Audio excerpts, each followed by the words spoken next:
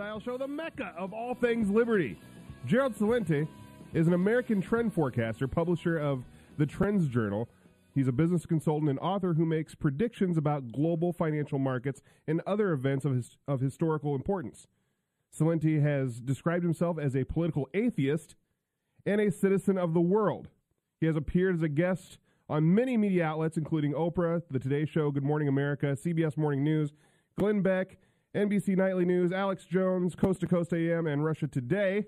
Welcome to the show, sir. For those of my listeners that do not know who you are, could you give them a list of events that you have predicted? Well, from the 1987 stock market crash to the coining the terms clean food and the whole organic movement, to bottled water and gourmet coffee, to the fall of the Soviet Union, I coined the term the Panic of '08 back in 2007. We knew it was going to come and told TrendsJournal readers.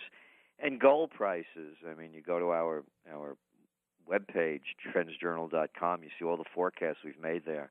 And we call the bottom of gold at $275 an ounce, over a decade ago.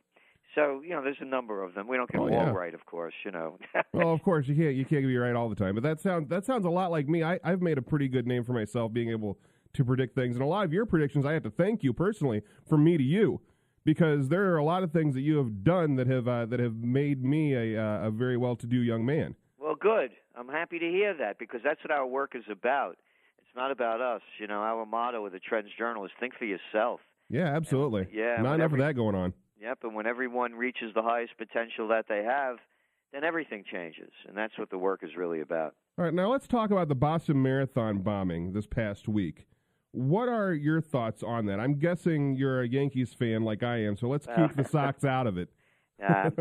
It's just another tragedy, and however it falls out. I mean, we have a country of 316 million people, and there's always lunatics running around. And then, when you talk about bombings, I mean, the same day that the bomb went off in Boston, 8 bombs went off in Baghdad, in Iraq rather. 55 people were killed. Another one in India. So it's a world of several billion people, and things are going to happen. Yeah, absolutely. And the stupidity to think that the police are going to protect us from everything and every aspect in the government, it's just pure stupidity in my mind. Oh yeah, no, I believe you're absolutely right. I feel the exact same way, sir. It's a tragedy, but there's a lot of tragedies going on. Not to minimize what's going on in Boston, but at the same time, there's a lot of stuff going on that people really don't get any idea of what's going on in the world, simply because the news outlets only care about certain things. Now, this leads me to another question that I have. Do you believe the government had anything to do with this? Oh, I don't know. I would say, from my gut reaction, no. I wouldn't. I could pin a lot on the government. In other words, I like to do things that I know that I can nail them with. For example, how about Saddam Hussein having them weapons of mass destruction in Qais to Al-Qaeda? Yeah. Let's call them on the real lies that you have right in front of them, and no one calls them out on them. Yeah. I want to know, how come there are no war crime tribunals to find out who knew what when? After we spent $1 trillion, sacrificed the lives of 5,000 of our men and their minds and limbs of hundreds of thousands of more, killed an estimated several 100,000 people, and nobody's called up on this. Yeah, I've tried to make a good stand on this, but not a lot of people want to hear that, because they're addicted to biased news outlets that don't want to say anything, because they have the people that are in their pockets. They're in pockets of people that are politicians. They're in the pockets of other people, and so on and so forth. That makes it pretty impossible for anybody to put honest news out there and make any good ratings, or not have anything pulled as far as their money goes for publicity or donations and things like that. I've been on, as you mentioned, I've been on just virtually every show out there. You name the person, I've been on the show, and very, very few of them I respect. There are some real good people. Most of them are lightweights. and they're just ego or agenda driven. But one guy, I know, and we go out to dinner, and he'd say to me, I said, I'm envious of you. He said, you're not beholden to anyone. You can say what you want to say. And then he went on to tell me stories about this one and that one, that I promised not to repeat, about when he said something and who called him up, who called his boss up and told him to back off. And, I know this goes on all the time, but that's what the thing is with us. We're beholden to no one. We don't have any advertisers in the Trends Journal. The new edition's coming out tomorrow, and it's 40 pages, no advertising.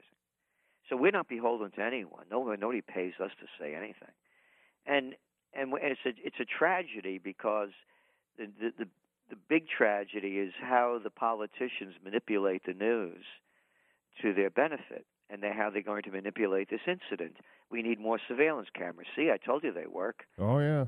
And just like with this whole thing now about gun control, and the big question, of course, in this whole gun control debate is, what do they want to do? Now, do you think TSA is going to take to the streets after this? Well, they already are. You have TSA, where Homeland Security. You have them. You're driving around, 100 miles from the borders in New York or any of the border states, and they're around stopping you. So this is just going to keep expanding it. They use fear and hysteria anytime they need for any purpose, just like I'm talking about the gun control. What are they talking about? Background checks. Okay, you want to do background checks?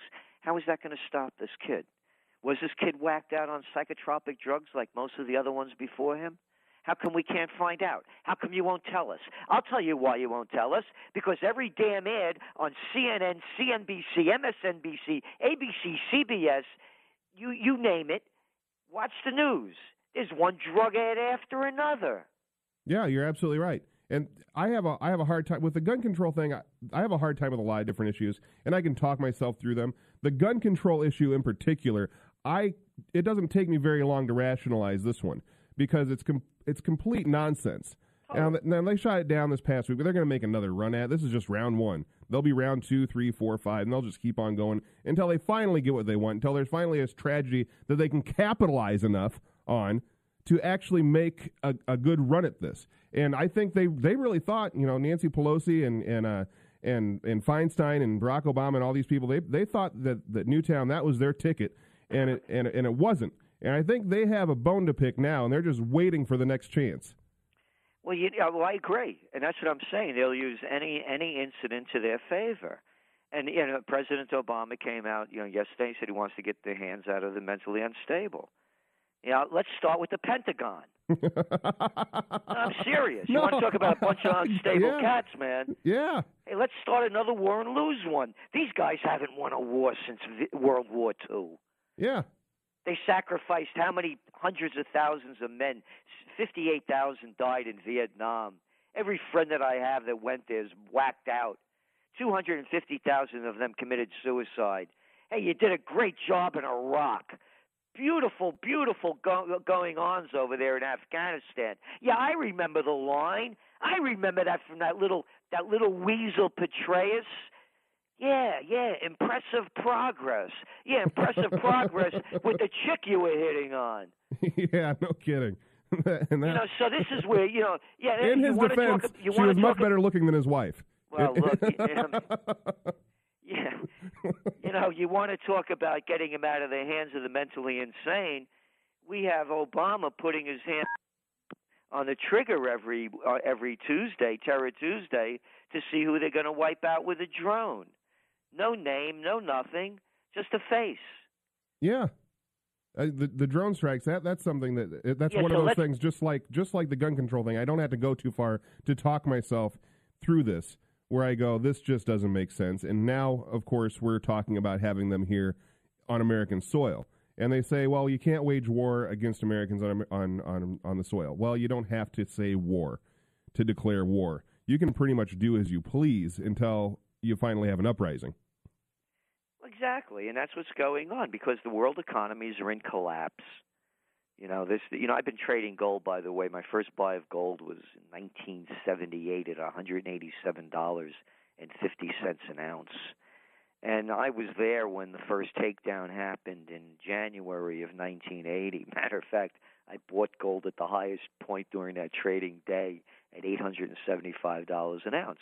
And I remember the emotion. I was a young guy, but I still remember the emotion, the panic. This is a totally different situation now. Back then, 1980, there was no Russia. It was the Soviet Union. Mm-hmm. China? But then nobody knew anything about China other than there was this guy Mao. And I don't know if he was still dead or alive. India? Well, anybody knew about India was maybe Gandhi. There was no there was no globalization. There were no global markets. The markets were so thinly traded back then. The Hunt brothers could control the silver markets. This is a totally different issue right now. People ask me about gold. I'm in it for the long term. Why would I want to buy paper money that's being debased on a daily basis with stimulus, quantitative easing, ongoing monetary transactions, whatever you want to call them, name the country. So it's a very different situation. And I'm saying this because I believe that the world is going on through an economic meltdown. And you don't have to listen to me. All you have to do is look at the facts. You have a recession going on in Europe that's as bad as it's the worst since the Great Depression, and there is depression. There's depression in Spain. There's depression in Greece. You're looking at almost 30% unemployment rates in both those countries. Over 50% unemployment rates among the youth. I think it's going to get worse here before it gets better. Still, the numbers are fluctuating, but I think it stands to get pretty ugly around here. We're talking to Gerald Celente. Gerald, tell me a little bit more about this. With what we have going on in America, compare that to what had gone on in Greece and in Spain, places like that in Europe. Well, what the only difference is they don't have the opportunity over there to print all their money as we do here. I mean, that's the only difference. Sure. So we're just keeping it going by they keep printing money. And the only reason why, to me, gold prices haven't gone higher is because they're all doing the same thing, debasing their currencies. Mm-hmm. So, for example, you look what's going on now in Japan. Japan has devalued the yen nearly 20% since this new guy, Abe, got in December. I mean, this is not a long time for a 20% drop. So now if you're Japanese, so it's not as though there's inflation going on. The price of oil, for example, is going down. But not if you're Japanese, because the value of your yen just went down. And you import a lot of oil. So guess what? It's going to cost you more yen to buy that oil. So it's a debasement of the currency more than an inflation. So it's going on, and we're going to see the same thing happen in Greece and Spain and Italy and Portugal and Ireland happening to the United States. Now, why don't more people see this going on in America? Why do we have the blinders on here? I mean, my eyes are wide open. It seems like yours are too. And a lot of my fans, a lot of Mohawk Nation out there, they are the same way. Their eyes are open. What is it going to take for us to get people to finally understand this? This is the... It's funny you mentioned that. I mentioned the TrendsJournal is going out tomorrow. The major story is the I don't want to hear it trend. Okay. And why so many people don't want to hear it. I don't know the answer. But to me it is? I have a line. Conservatives believe and liberals lie. Okay. And I mean that in the sense that you get these really arch conservatives, that just, they don't know the facts, but we got to kill all the Muslims over there before they come over here. That kind of stupidity. Yeah. They believe it. They actually believe it. Oh, yeah, I know. I get these people on my Twitter and my Facebook feed all the time talking to me, and I just can't. I have to really bite my tongue because I try not to respond to people unless they're just completely way off base, but they have some sort of reasoning. And there's some people you can just tell by the way they said something that they're lost. Right. What point do you have in talking to this person? So they actually believe it. They're lost. Liberals lie because liberals, they're intelligent, a lot of them, to know that they're being conned by the commander-in-chief. Hey, I got one for you, Tony. All right, let's hear it. We're going to close Guantanamo. I promise you during my election campaign, and here's my first day in office, and in 1 year it's going to be closed. Hey, he didn't close it. No. They're beating the hell out of those prisoners. Well, he only could do so much. Hey, wait a minute. Didn't this cat win the Nobel Peace Prize? Why did he send 33,000 more troops into Afghanistan? Well, that's a war of necessity. Wait a minute, you're a liberal. Yeah, but it's different. I'll lie to myself because I got conned by this cat. Hey, wait a minute. They're going into Libya now. Oh, Muammar Gaddafi's a bad man.